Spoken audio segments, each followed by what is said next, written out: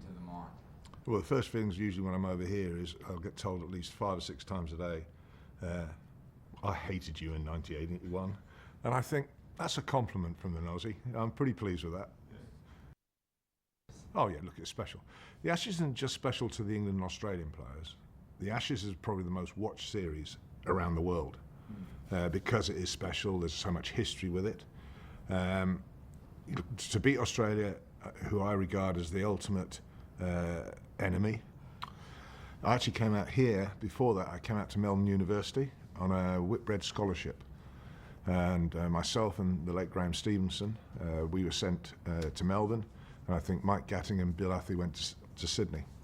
And that's my real time with Australians, first time. And at uni, you can imagine they're quite a fun lot, to be honest. It was the wettest Melbourne summer, I think, on record at that time. There were no covers on the district pitches. So every Friday afternoon, or most Friday afternoon, you get a phone call, game off. Oh, right, okay, here we go. Yeah, so I taught the boys how to drink a yard of ale.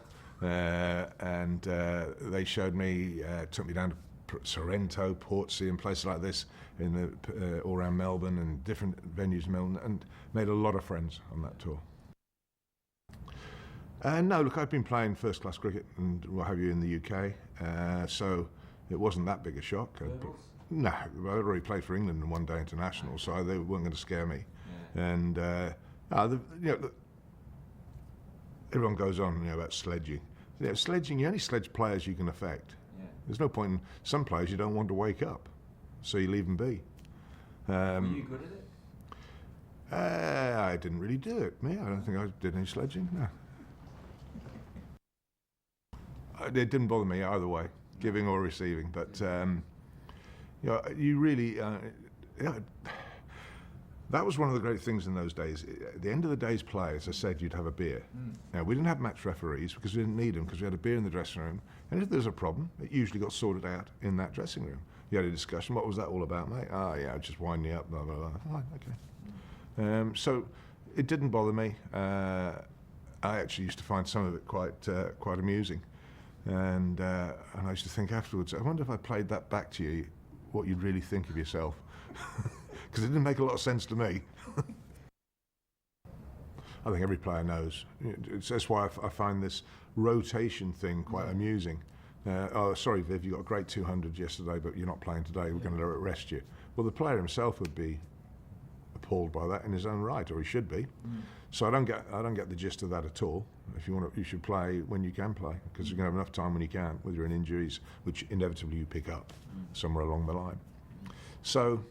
Yeah, look, I just went out there and had fun, and I think I've been playing well for Somerset, so I felt in great nick.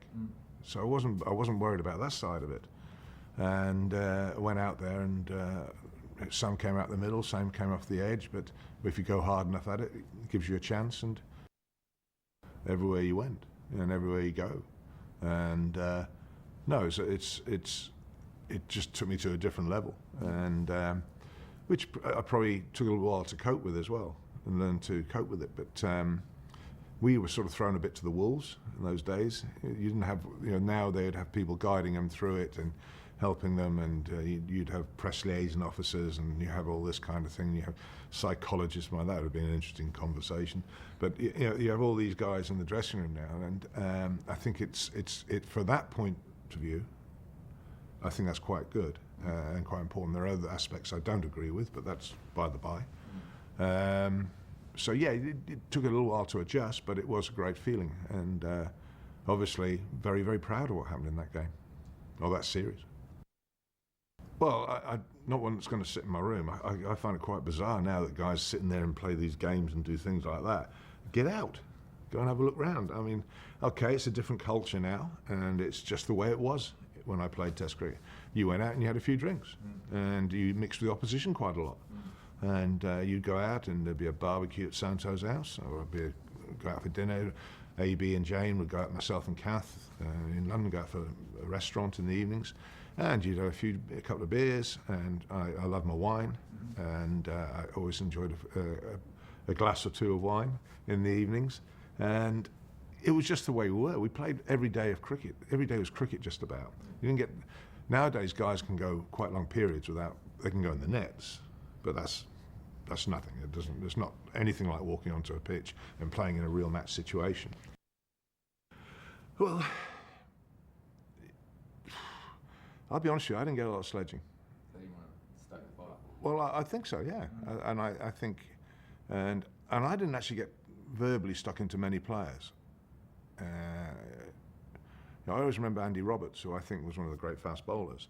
I don't think he ever said anything to anyone in his entire bowling career, but he gave you that steely look, and you knew what was coming. And to be honest with you, I would retaliate more than dish it out. In general, there were a few exceptions.